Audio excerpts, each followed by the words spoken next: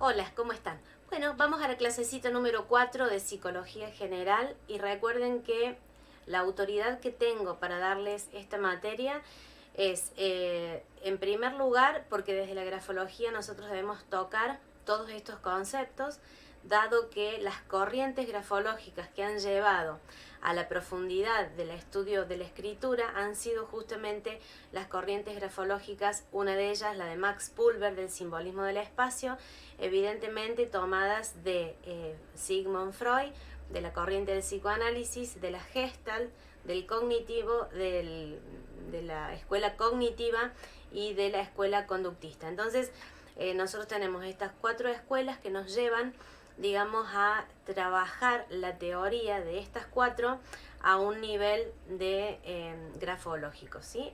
Con lo cual, la autoridad que me compete dar estos contenidos es justamente los 15 años de experiencia que tengo, no solamente en el trabajo de escritura, sino en consultas como terapia alternativa desde la grafología, con todos estos contenidos, evidentemente también anexando el coach ontológico con todo lo que eso significa y que está todo interrelacionado. Así que bueno, sin más preámbulo, vamos al capítulo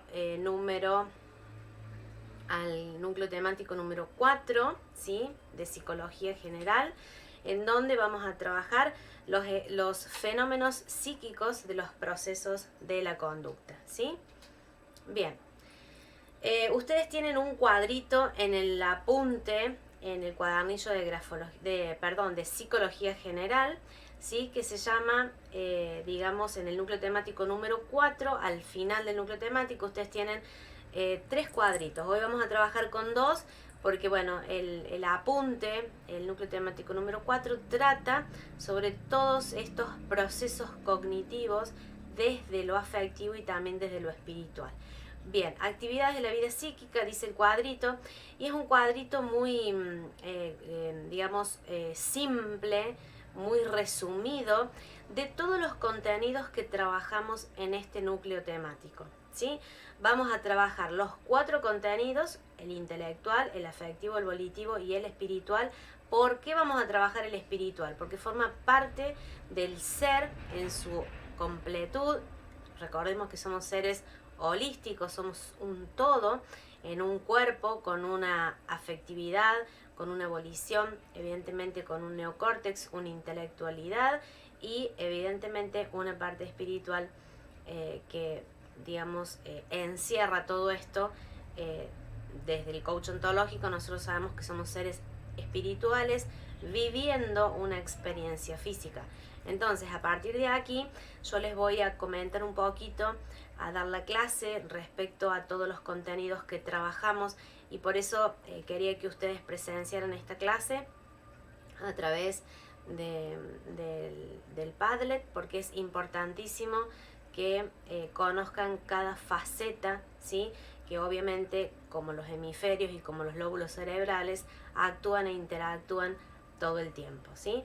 Los fenómenos psíquicos decimos que son temporales y que no son espaciales, ¿sí? Y le ocurren al yo, por supuesto, al igual que los afectivos, que todo termina, como dice la grafología, en la confluencia del yo, en definitiva, en la escritura en la zona media y en nuestra cotidianeidad, terminamos utilizando todos estos recursos internos a los que yo llamo, ¿sí? Empecemos. ¿Qué son los fenómenos intelectuales o procesos intelectuales? Es lo mismo. Constituyen la vida intelectual e inteligencia. Son actividades conscientes que tienden al conocimiento en general y siempre hacen referencia a un objeto, ¿sí? Me permite tomar esta lámina y decir que intelecto significa comprensión, razonamiento, reflexión. Tiene la capacidad de elaborar manifestaciones mentales del mundo real y relacionarlos entre sí, que estamos hablando de los procesos cognitivos, ¿sí?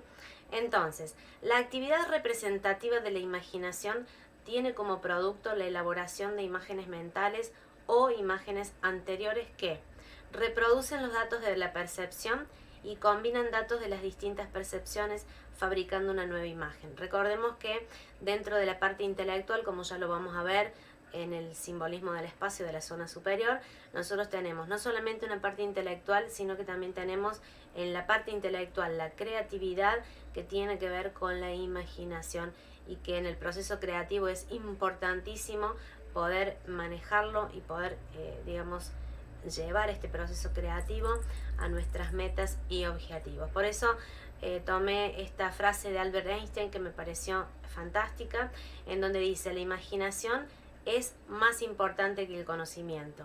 El conocimiento está limitado a todo lo que ahora sabemos y comprendemos, mientras que la imaginación abarca el mundo entero y jamás podremos saber y conocer todo lo que hay en ella. Por eso justamente todos los famosos de la historia que nosotros conocimos fue debido a su gran poder imaginativo. Ejemplo, además de Albert Einstein, tenemos a Walt Disney, ¿sí? Seguimos. Recuerden que con cada fenómeno que vamos a estudiar o proceso que vamos a estudiar, vamos a relacionarlo siempre con el simbolismo del espacio, de Max Pulver, ¿sí? En la zona superior, cuando nosotros tenemos un buen desarrollo de la escritura en la zona superior, estamos hablando de personas soñadoras, idealistas, espirituales, personajes de ciencias, literatos, etc. Y aquí es lo que yo les comentaba recién. Esto lo tienen ustedes en el cuadernillo de las corrientes grafológicas de la historia, ¿sí? La teoría como actividad mental, lo ideal como la capacidad de valorar o elegir lo bello, lo poético, lo místico, y el afán de poder y dominio, en donde en la zona superior también, digamos, tenemos personalidades que les gusta éxito, triunfo, ¿sí? Tienen tendencia a dirigir, mandar. Obviamente que esto también tiene que ver con rasgos reforzantes, con la presión de la escritura y otros, digamos, aspectos grafológicos. Entonces tenemos lo que les explicaba recién. En la actividad mental tenemos el intelecto y la imaginación, ¿sí? Entonces tenemos las actividades intelectuales: razonar, analizar, deducir y reflexionar, y la imaginación, que es la creatividad o la fantasía, ¿sí? Entonces me gustó mucho esta frase, que también la traigo. Dice: la imaginación es el principio de la creación. Imaginas lo que deseas, persigues lo que imaginas y finalmente creas lo que persigues. Muy bonita esta frase de George Bernard, y la verdad es para tenerla en cuenta. Y obviamente, como decimos, ¿no?, los niños son tan puros en esta parte y en esta fase en donde tienen la imaginación a full, y a veces nosotros los adultos nos olvidamos con tanta, digamos, cuestiones y vicisitudes de la vida, en ponerla en funcionamiento. Vamos un poquito, les había presentado tiempo pasado a Jean Piaget, del año 1896, notable psicólogo suizo, conocido como especialista en psicología evolutiva, pero también como filósofo, lógico y educador. Yo quiero que ustedes presten atención a lo que dice Jean Piaget respecto a la madurativa y a las edades evolutivas de los seres. Dice: las edades que se estipulan son aproximadas, los estadios. Él nos dio los estadios en lo que ya vamos a ver en el cuadrito que viene, pero quiero que ustedes, antes de que abordemos el cuadrito, comprendan que estas edades son aproximadas, consideradas como término promedio, ¿sí? En realidad no se pasa de un estadio al otro por el hecho de haber cumplido la edad marcada, sino por la aparición en la conducta de nuevas estructuras de conocimiento. Dicho tránsito de un estadio al otro es gradual y se produce alrededor de las edades mencionadas. ¿Por qué hace este hincapié? Porque cada niño y cada ser es distinto el uno del otro, que a veces, coincidentemente con la edad, ¿sí?, pasan justamente a la marcada aparición de la conducta, como lo dice acá, ¿sí? Entonces, este es el cuadro de estadios que estudió Jean Piaget. En el primer estadio tenemos los reflejos o montajes hereditarios, ¿sí?, desde que nace al primer mes. Luego, desde los 2 a 3 o 4 meses, tenemos los primeros hábitos motores y las primeras percepciones organizadas. De los 5 meses a los 2 años, la inteligencia sensorio-motriz anterior al lenguaje. Luego, de los 3 a los 7 u 8 años, la inteligencia intuitiva. Luego, de los 7 u 8 años a los 12, las operaciones intelectuales concretas, y a partir de los 12 años se, ponen en funcionamiento intelectualmente las operaciones abstractas, ¿sí? Esta es la evolutiva de Jean Piaget, que es tomada por muchísimos autores y por muchos psicólogos inclusive, pero como se dice, es edad aproximada y no se pasa de un estadio a otro, sino es la madurativa de la conducta, no por la edad, sino por la percepción y obviamente por lo que el niño va evolucionando. Entonces, vamos a hacer hincapié de los 6 años a los 12, ¿sí? Teniendo en cuenta que la escritura es el paso previo a la lectura, con lo cual yo voy a leer muy bien si escribo correctamente los distintos términos al que aborda justamente la ciencia grafológica.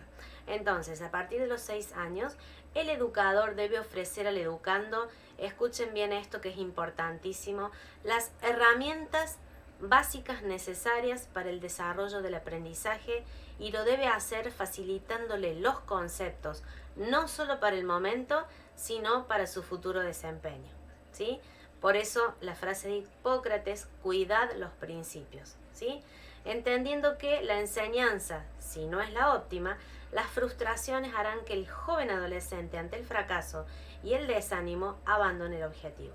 Aquí es donde la ciencia grafológica comienza su ardua tarea, dando las pautas para la eficiencia y eficacia de las escrituras, ¿sí? Proceso extremadamente poderoso que influye profundamente en el cerebro joven para prepararlo para el aprendizaje. Importantísimo esto, por favor, grábenlo, porque esto ustedes como docentes les va a servir, y a los no docentes de igual forma, a los padres, a quienes en este momento estén tomando el curso, el primer módulo de grafología, porque justamente esto es súper importante, empezar a enseñar al niño correctamente y formalmente todo. Después él, evidentemente, con su forma de proceder y de ser, evidentemente su onda gráfica va a ser única y repetible, como lo vimos en las leyes de Solange Pelat, ¿sí? Bien. Conviene dejar bien claro, dice Jean Piaget, este punto. Es importante conocer las etapas evolutivas porque si bien el adulto es capaz del pensamiento reflexivo y abstracto, las estructuras más simples y primitivas de conocimiento subsisten en él en forma de subestructura, ¿sí? Tenemos la estructura cognitiva, que le llaman así en la bibliografía, la inteligencia, que es toda la parte que ya hemos visto, el neocórtex y sus funciones, pero también dentro de esa inteligencia tenemos una subestructura perceptiva y una subestructura sensomotriz. Bien, vamos ahora un poquito para ir llenando el cuadrito que les mostré en un primer momento, todo lo que tiene que ver con los fenómenos psíquicos afectivos, y esto es sumamente importante para que ustedes vean cómo vamos a ir profundizando en los estadios también de que ya vimos en la clase pasada de los estratos de la vida psíquica, ¿no? Entonces, los afectivos constituyen evidentemente la vida afectiva. Son los fenómenos o procesos psíquicos más subjetivos de todos.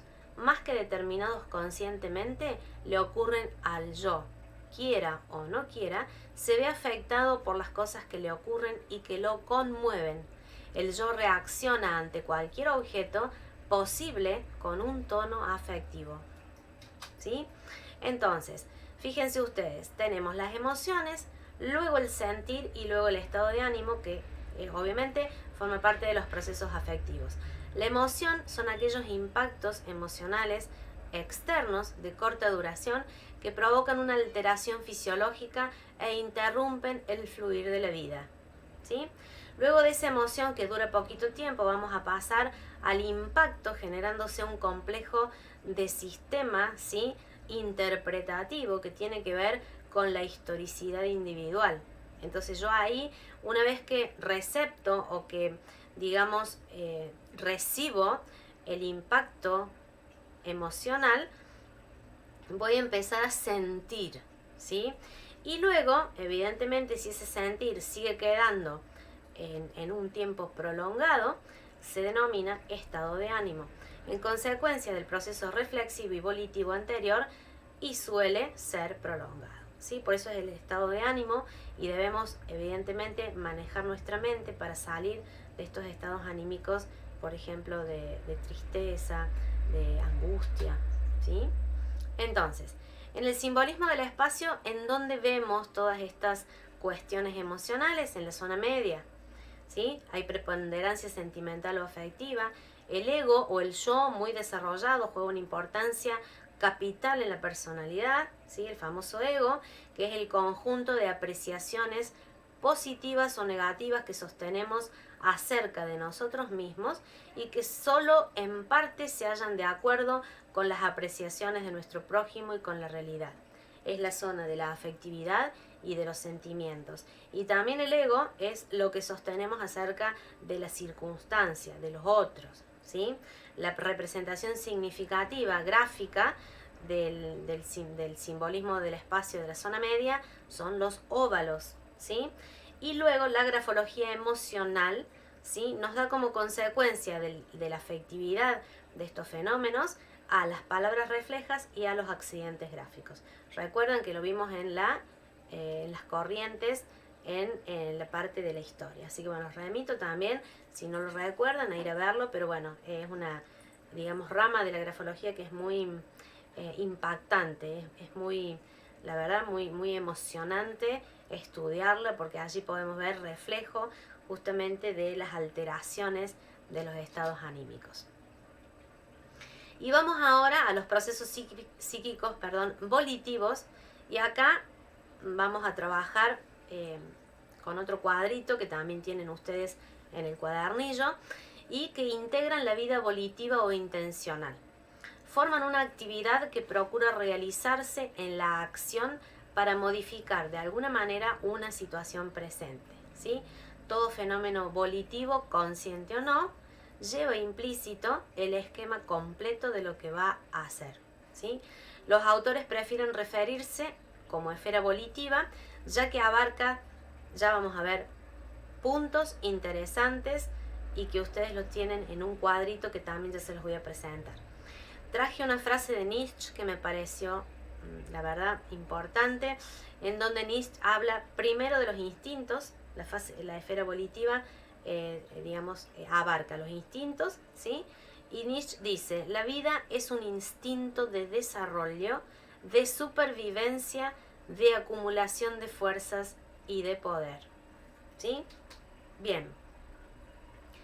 Los hábitos, ¿sí? Tus hábitos determinan tus resultados, ¿sí? Eso es en la cotidianeidad.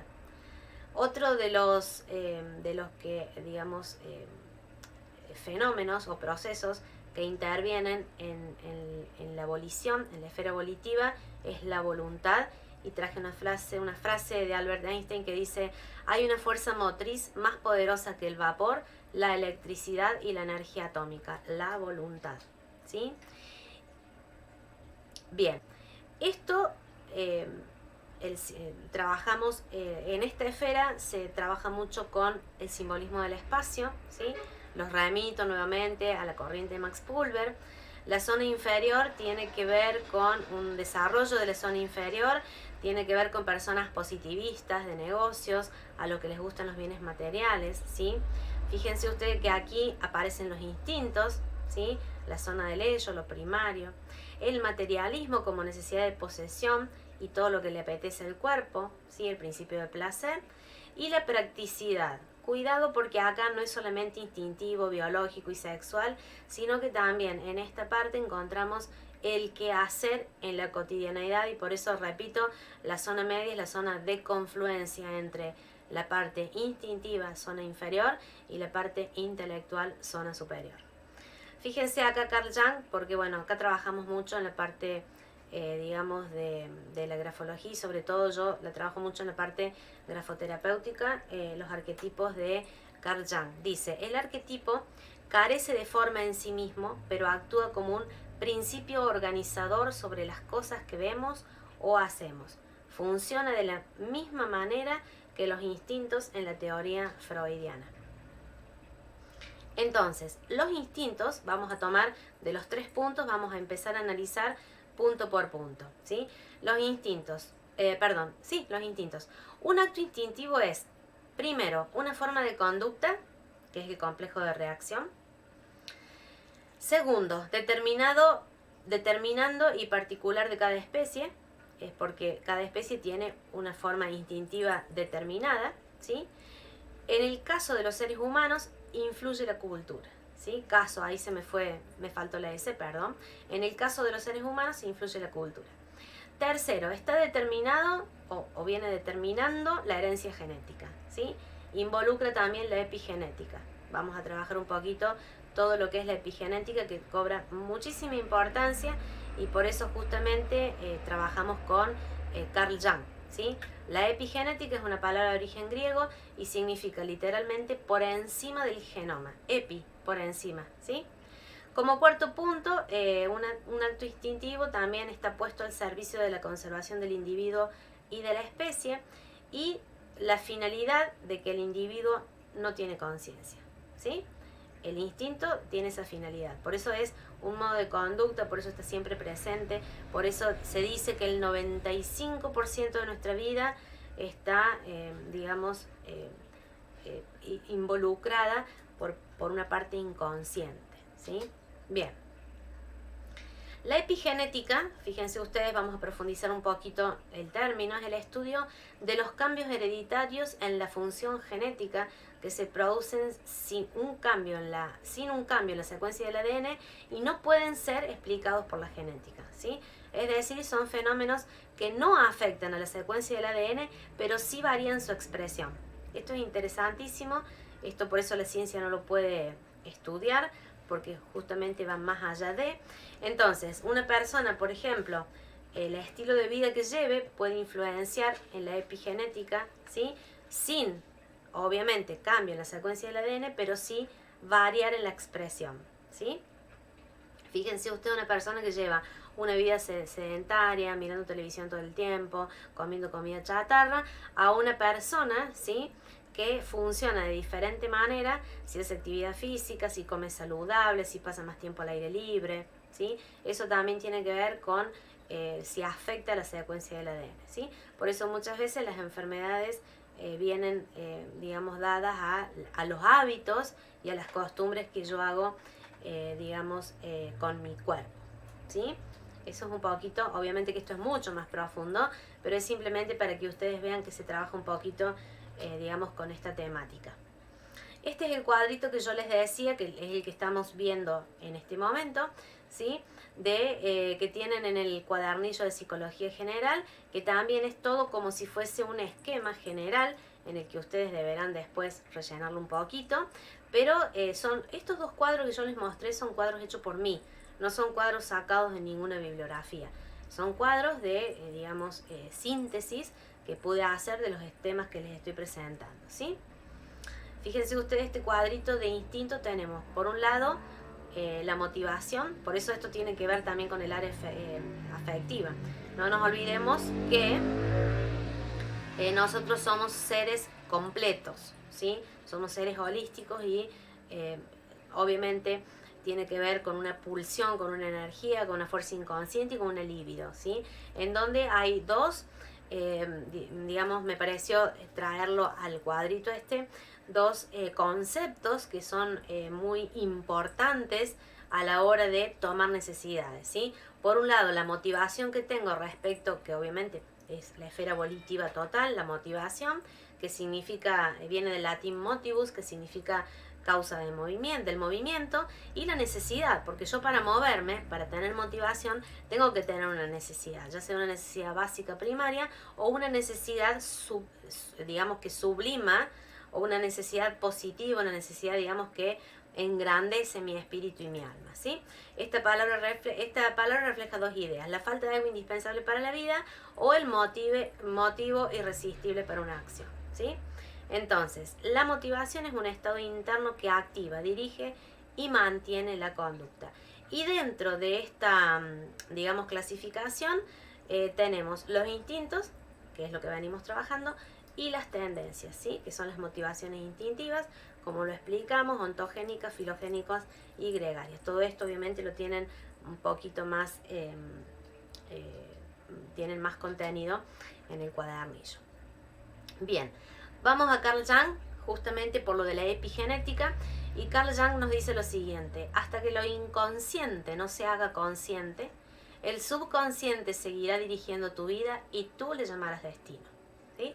Esto tiene que ver justamente con toda la parte conductual, con los móviles, los motivos, las necesidades. Y en grafología nosotros tenemos una letra que estudiamos mucho, sobre todo cuando hacemos perfiles laborales o cuando tenemos que ver la parte volitiva de la persona, ya sea una orientación vocacional o algo que le esté pasando a esa persona, y es justamente la letra T. La letra T es una letra refleja que nos da cuenta de la capacidad volitiva del escribiente, en donde cómo yo debo enseñarle la letra T. Esta es cursiva, la de imprenta es un poco más, obviamente, con un movimiento menos, ¿sí? Nosotros tenemos el perfil del subo y busco, ustedes lo tienen esto en Introducción al Análisis Grafológico, el bajo y concreto, ¿sí? El pleno, y luego que yo subo y bajo, ¿sí? Para hacer, digamos, la estructura que va a terminar con lo que la grafología más hace hincapié y estudia, que es el barrado de la letra T, en donde yo tengo el diseño de proyecto en mi mente, ¿sí? Y luego el análisis de todos esos recursos que tengo para concretar ese proyecto, ¿sí? Y luego, si hago letra cursiva, tengo la otra parte del yo al tú, que me habla de las relaciones interpersonales. Fíjense, una letra que parece insignificante en un escrito, todo el material y la información que tenemos con una letra. Pero cuidado, recuerden ustedes que la grafología, cuando yo tengo, por ejemplo, de 40 letras T, 20, que es el 50%, tienen una estructura similar, ¿sí? Entonces ahí es cuando yo puedo tomar esa parte del concepto del cuadernillo. No tomar cualquier letra en cualquier momento de la vida, del día, decir dibujame la letra T y te digo cómo sos. No, eso no sirve, por lo menos de la forma en que yo estudié grafología profesional. Sí, eso es algo realmente espeluznante que lamentablemente muchas personas hacen, pero no es así, porque yo de un texto, vamos a suponer que tengamos 40 letras T, yo debo considerar la mitad con una estructura específica para decir, esa persona tiene esta volición en su vida, o trabajarla en grafoterapia, la letra T, con determinadas estructuras, cuando vemos que la persona necesita un refuerzo en el área volitiva, ¿sí? Bien, les traje este cuadrito hecho por mí de todos los conceptos que he estudiado a través del método EDIN, que es Entrenamiento de Desarrollo Interno, que llevo a cabo aquí en el estudio grafológico Trazos, y el estudio que yo he hecho a través de varias especialidades, entre ellas grafología emocional y del coach ontológico Mastermind y de neurocoach educativo, en donde tenemos una mente consciente y una mente inconsciente que está llena de todos los paradigmas y las conversaciones mentales que estudiamos también desde el coach, en donde decimos que, y reitero lo que ya dije anteriormente, el 95%, ¿sí?, de nuestra vida está dada por las acciones del inconsciente. El 5% está dada por la mente consciente, que puedo respaldar esa razón egoica que ya tiene todo formado, que ya tiene elementos, digamos, con un contexto y con un argumento, en donde cuando yo saco al ego del argumento comienzo a elevar mi nivel de conciencia, generando otra realidad. Por supuesto, si uno lo quiere, ¿sí? Como dice Albert Einstein, la mente es igual que el paracaídas, solo funciona si se abre. Hay gente que no quieren despertar a la conciencia, siguen en su zona de confort. Bueno, eso va de cada uno, porque esto uno lo tiene que querer. Estos paradigmas, fíjense ustedes cómo el cuadrito va bajando y yo les estoy mostrando el método que aplico y que tiene que ver con todos estos conceptos que hemos visto hasta recién. Estos paradigmas son condicionamientos, ¿sí? Fíjense ustedes, lo heredado se trae de la familia, de la herencia, que también se trae de los ancestros, porque no es solamente la herencia que yo traigo genética de mi mamá y mi papá, sino que tiene que ver, por un lado, el estado en el que mi mamá vivió ese embarazo.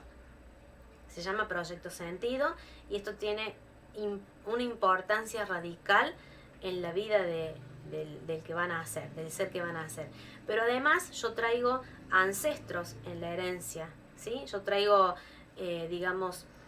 muchas memorias, ¿sí? Que tiene que ver con los abuelos, bisabuelos y demás. ¿Por qué? Les voy a explicar un poquito para que ustedes comprendan todo este contenido y qué maravilloso que es. De cada mes de gestación que la mamá tiene en ese bebé de cada mes de gestación, escuchen lo que les voy a comentar, de cada mes de gestación recibe 10 años de memorias ancestrales, tanto del papá como de la mamá.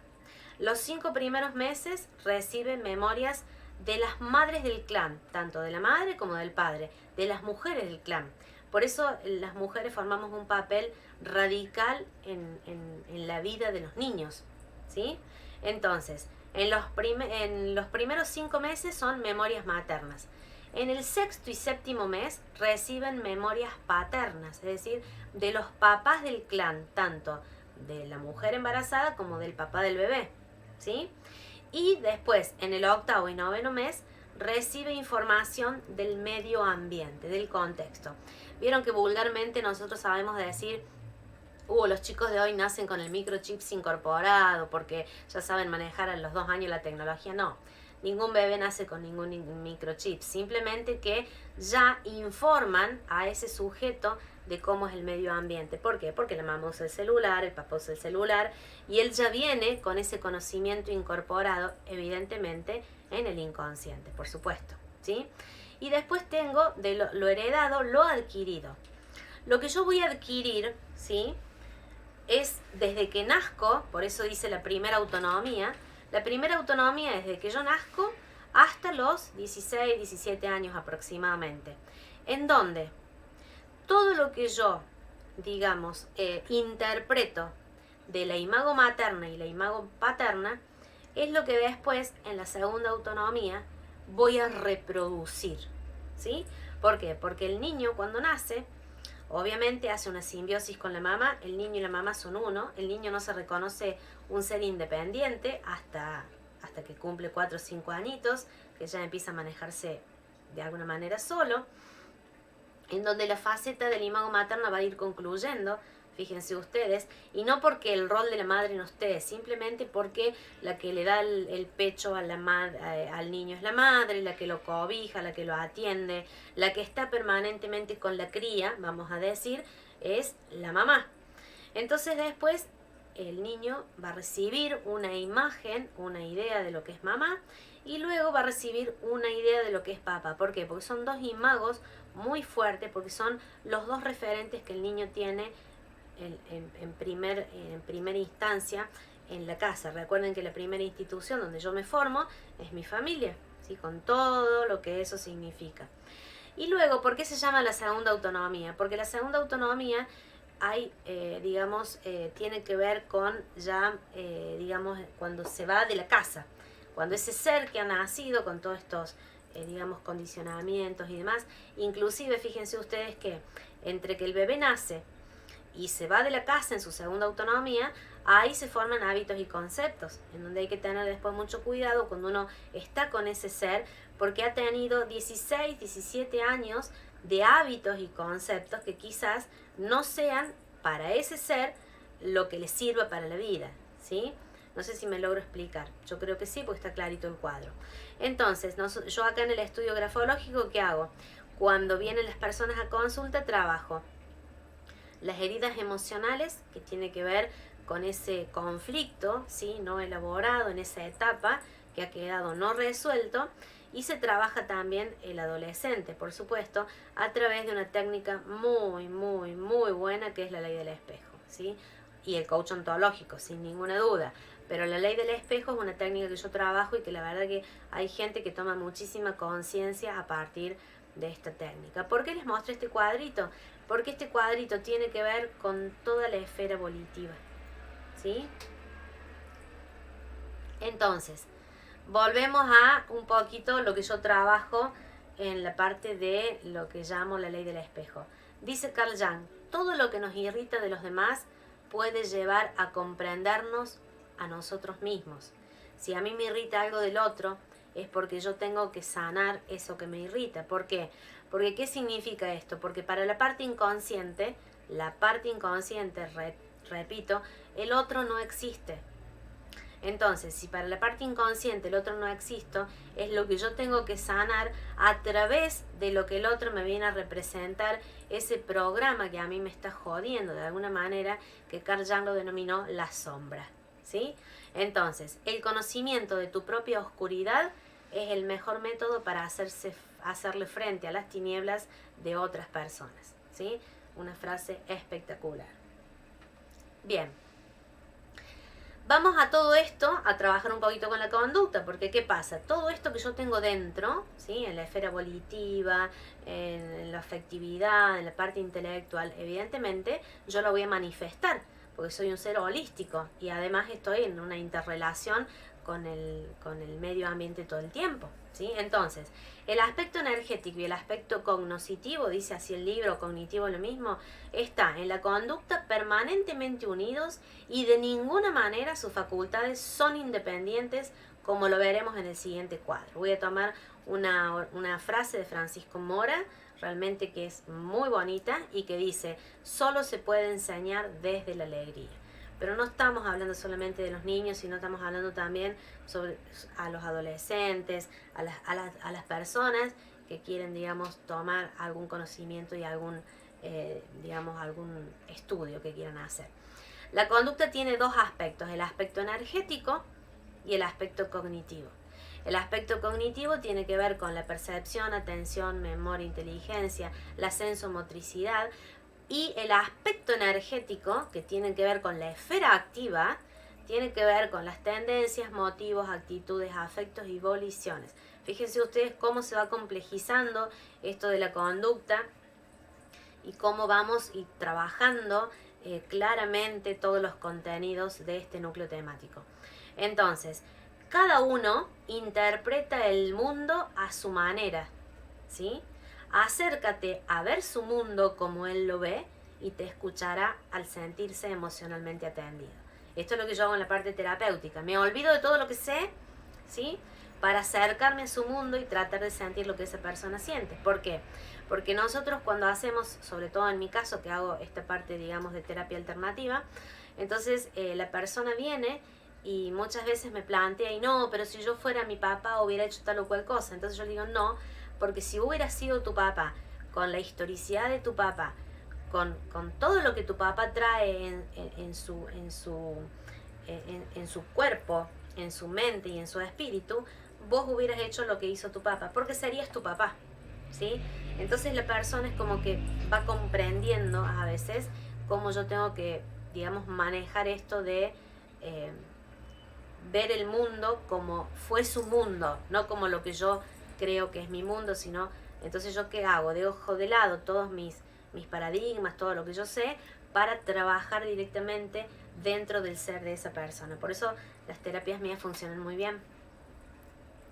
Bien, y evidentemente esto nos da la personalidad, porque ustedes fíjense que todo este contenido que hemos trabajado lo hace, digamos, a lo que es la personalidad, que por supuesto se dice que la escritura es única e irrepetible, ¿sí? Entonces estamos trabajando con el temperamento, que es la tendencia inicial de reacción de un sujeto frente a los estímulos del ambiente, ¿sí? Y el carácter, ¿sí? El carácter es el tipo de reacción que ese individuo tenga, acostumbrado a exhibir, frente a los estímulos externos e internos. Esta estructura es el resultado de una reacción que esta persona fue formando en este ambiente de la primera autonomía, ¿sí? Apoyándose por un lado en el temperamento y por el otro en el ambiente, ¿sí? La educación y la experiencia. Entonces, el temperamento, nosotros cuando en grafología estudiamos el temperamento no se puede cambiar, porque el temperamento es heredado genéticamente, está en el gen, en los genes está el temperamento. O sea, no se puede cambiar porque es como la sangre. Yo tengo una sangre, por ejemplo, B positivo, ¿sí? Un tipo de sangre, la sangre no puedo cambiar. Lo que yo sí puedo cambiar a veces es el carácter. ¿Por qué? Porque puedo ir tomando conciencia de todas esas cuestiones que a mí no me hacen para nada bien, ¿sí? Y empezar a limar asperezas con mi carácter y poder desde la conciencia cambiar la actitud, porque el carácter tiene que ver con la actitud. El temperamento no, el temperamento es sangre pura. La sangre no la podemos cambiar. ¿Sí? Bien. Vamos ahora a introducirnos a los fenómenos espirituales o procesos espirituales, que en realidad es la experiencia de la individuación. Y esto tiene que ver con cada ser, y como la escritura es única e irrepetible, ¿sí? Entonces, la experiencia de la individuación, de ser uno o tener conciencia de sí mismo, dice Lerch, es la necesaria condición para que el hombre empiece a pensar en él, en los demás, y buscar en sí, más allá de sí mismo, el sentido de la vida. Cuando esto ocurre, el hombre logra su más alta jerarquía en el ámbito de la cultura y de los valores. En el núcleo temático que sigue, nosotros trabajamos con la pirámide de Maslow, en donde empezamos a cumplir las necesidades básicas para llegar a la autorrealización, que tiene que ver con la experiencia de la individuación. Entonces, traigo una frase de Margaret Mead que dice: a los niños se les debe enseñar a pensar, no que pensar, no en el adoctrinamiento que hasta ahora venimos viviendo todo el mundo, sino a enseñar a pensar, ¿sí? Que esto es muy importante. Entonces, ¿cómo llevar a cabo este proceso desde niño? Bueno, hay 3 pasos fundamentales para llevar el proceso de la individuación a estos niños. Primeramente, se debe dar tiempo adecuado para que procese la información que yo le estoy transmitiendo, ¿sí? Esta información evidentemente es a través de imágenes o a través de la lingüística, ¿sí? A través de juegos, incorporando el concepto puro de los contenidos sin juicios, por eso no adoctrinarlos, sino contenidos sin juicio a través del lenguaje generativo. En el punto número 2, que tenga la oportunidad este niño de elaborar su propia experiencia preguntando dudas en el mismo momento. No es dar una clase monóloga y que el niño se calle la boca, es el interactuar todo el tiempo con ese ser que está estudiando, que está conociendo el mundo, ¿sí?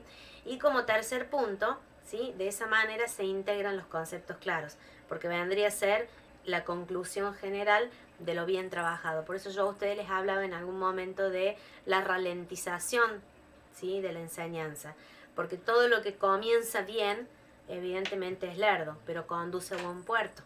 Si yo al niño le quiero introducir conocimientos desde, digamos, solamente la parte intelectual, ya sabemos y está comprobado por la neurociencia que no funciona, ¿sí? ¿Por qué? Porque sin alegría, sin emociones, ¿sí?